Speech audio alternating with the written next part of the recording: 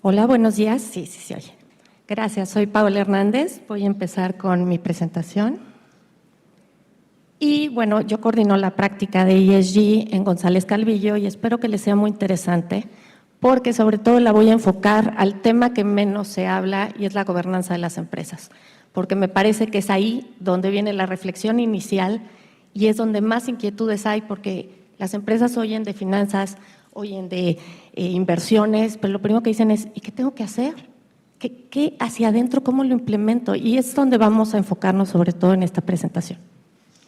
Bueno, pues, ¿qué es la gobernanza en una empresa? La gobernanza en una empresa son la serie de mecanismos, estructuras, todo eso que compone la estructura y el funcionamiento dentro de una empresa que hacen que funcione, incluye los objetivos estratégicos, pero sobre todo hay dos elementos que se han estado mencionando en las ISOs, por ejemplo, y que se mencionan continuamente en la parte de sostenibilidad, que es, tienen que aportar valor a largo plazo y también tienen que cumplir con todos estos objetivos para que puedan ser sostenibles.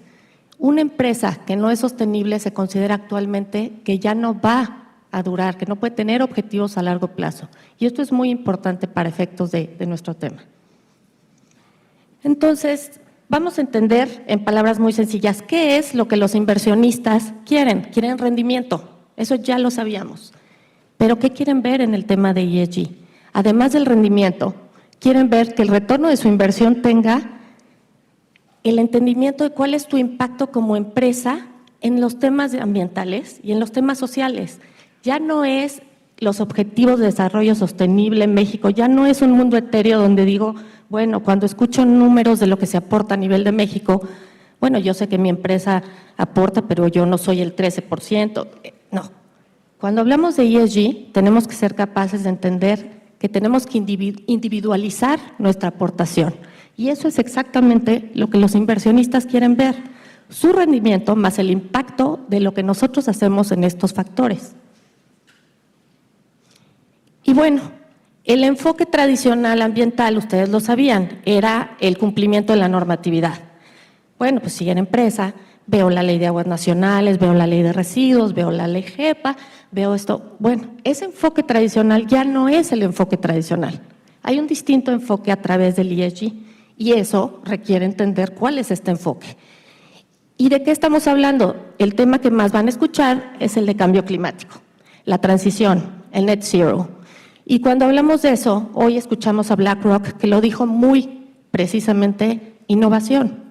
Hace pocos días leía con mucho gusto que la empresa Newmont, una empresa minera, estaba trabajando con innovación en ver cómo en su presa de Jales, que son el depósito de residuos, seguramente muchos lo han escuchado, cómo a través de innovación convertían el CO2, su residuo, en dolomita, que es un producto.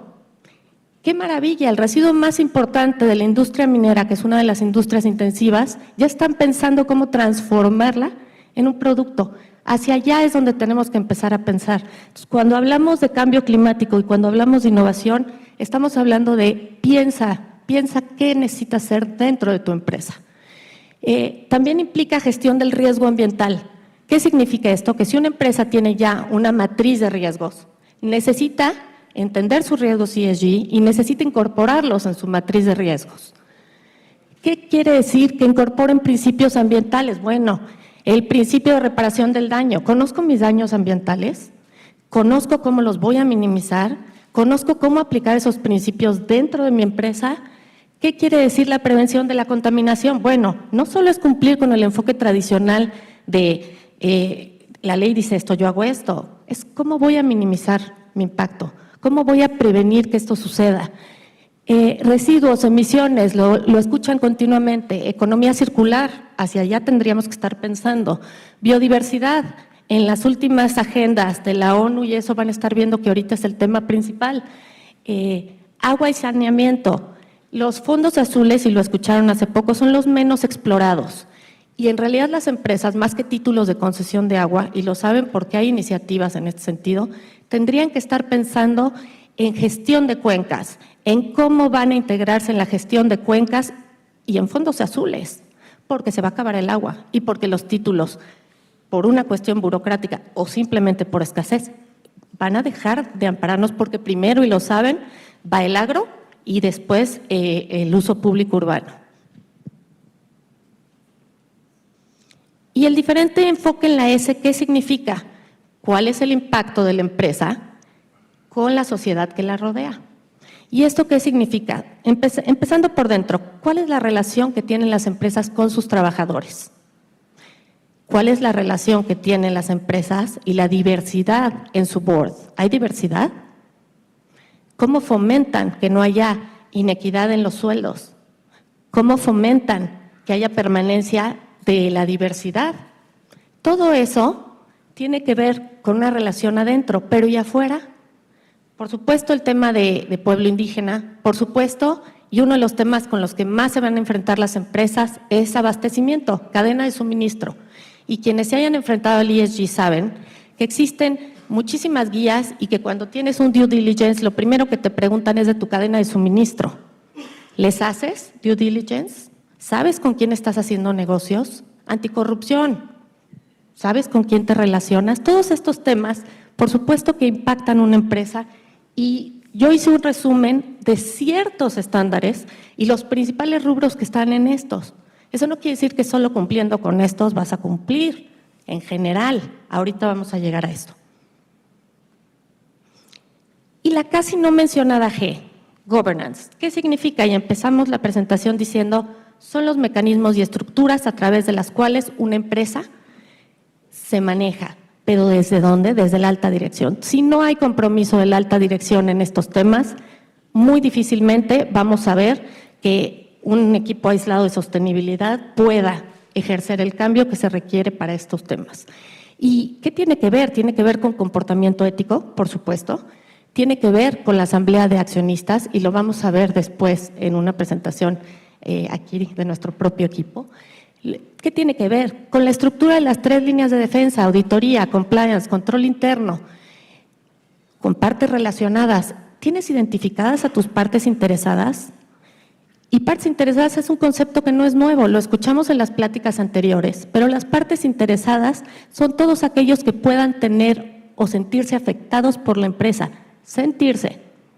No solo son aquellos que desde el financiamiento nos están supervisando, son todos aquellos que leen nuestros informes de sostenibilidad o sustentabilidad, como les quieran llamar.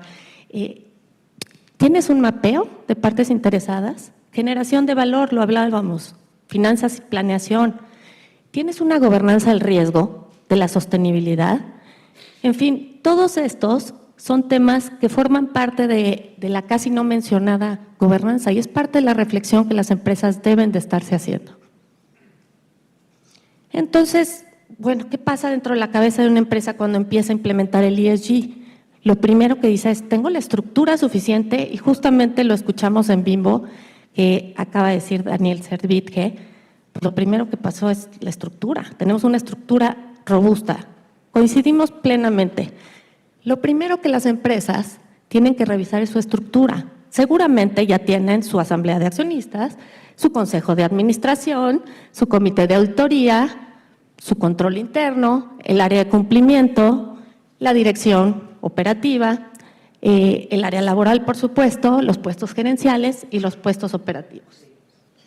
Lo que muy probablemente tienen es salud, es seguridad y medio ambiente.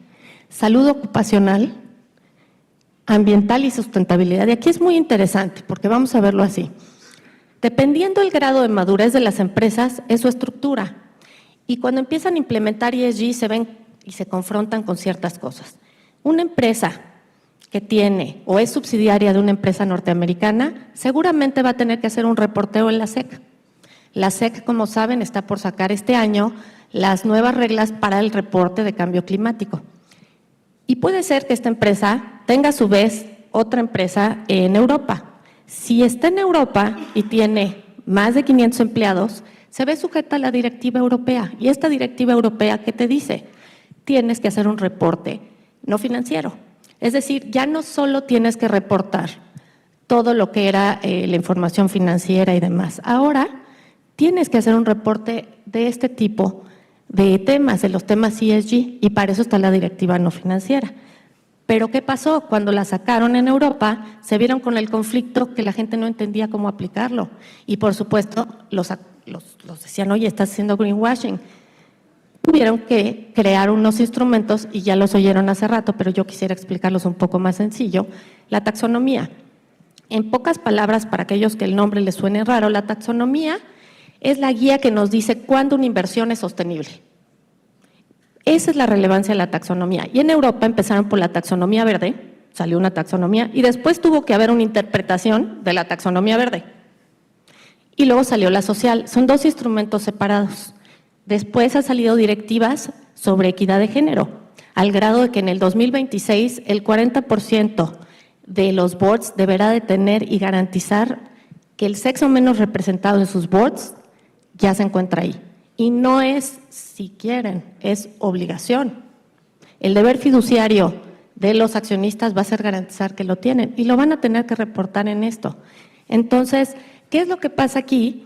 Bueno, pues evidentemente eso te obliga a estar viendo tu estructura. Y, pues bueno, relacionado con lo que le estoy diciendo, seguridad de planta, se han de estar preguntando, bueno, pues si están haciendo todo este mapeo mental de qué voy a hacer para cumplir con las directivas, por un lado tengo las europeas, por otro lado tengo la taxonomía de México, por otro lado el G20 me dijo que es obligatorio que yo implemente el Task Climate Force Disclosure, el TCFD.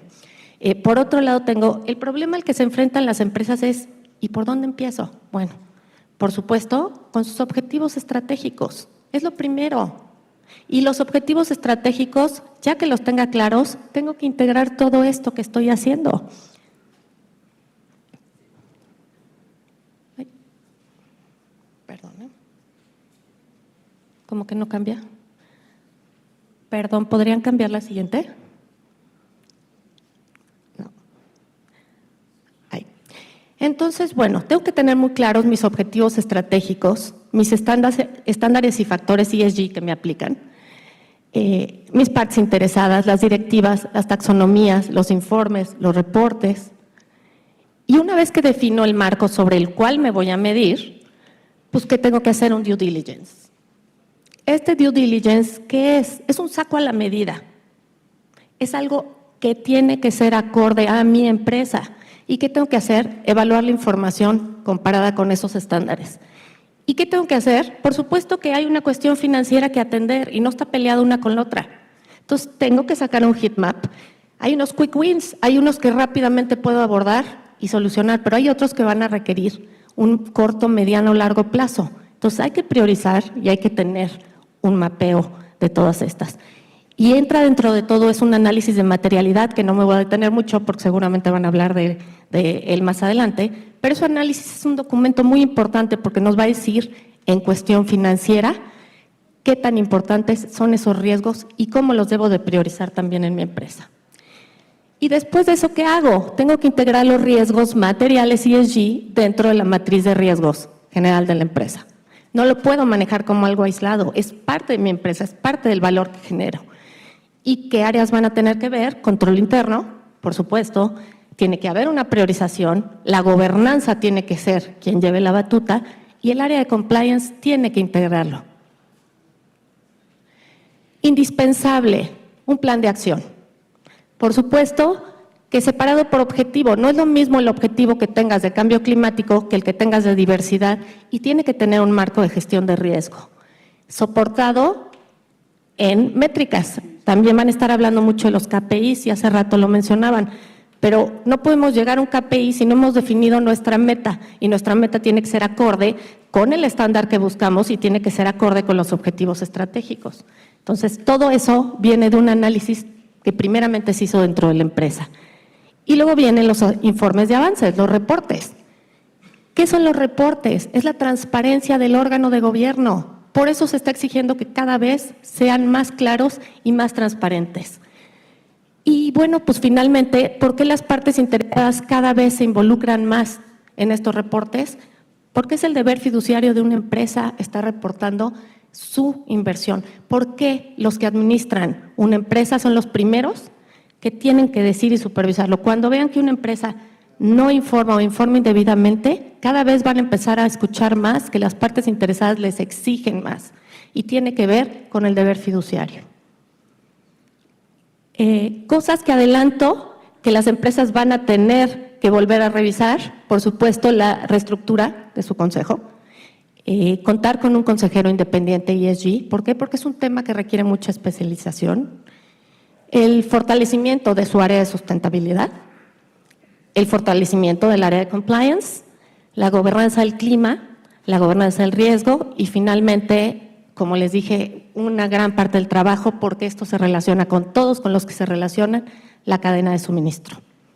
Bueno, pues muchas gracias.